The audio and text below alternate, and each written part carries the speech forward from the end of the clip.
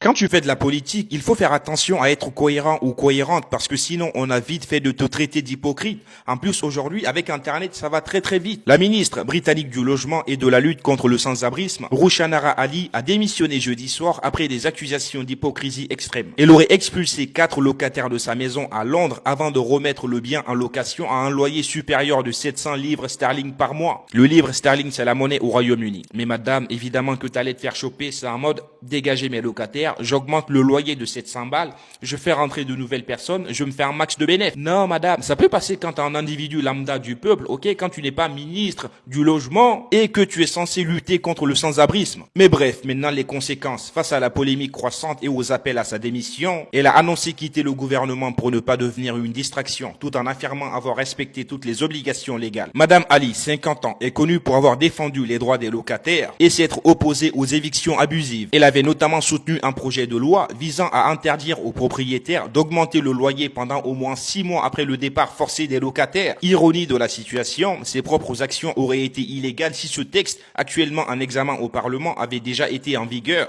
Évidemment, toutes les partis d'opposition lui sont tombées dessus. Kemi Badenoch, chef du Parti conservateur, a dénoncé. La ministre du sans-abrisme rend les gens sans abri. Kevin Olinrek, président du Parti conservateur, a parlé d'hypocrisie flagrante tout en reconnaissant que l'affaire relevait de l'éthique plus que de l'illégalité. James Clervelly a jugé ces actions totalement hypocrites. Quels sont les faits reprochés exactement? Madame Ali possédait une maison de 900 000 livres sterling dans l'est de Londres, louée 3 300 livres sterling par mois. Les locataires, dont Laura Jackson, ont été avertis en novembre 2024 que leur bail ne serait pas renouvelé. 4 mois plus tard, la maison a été remise sur le marché à 4 000 livres sterling par mois, soit 700 livres sterling de plus. La ministre aurait initialement cherché à vendre la propriété, mais l'aurait relouée après ne pas avoir trouvé d'acheteur. Bref, en politique, parfois, tu n'as pas le droit d'avoir ne serait-ce qu'un soupçon d'hypocrisie. Pour plus d'actualités, abonnez-vous.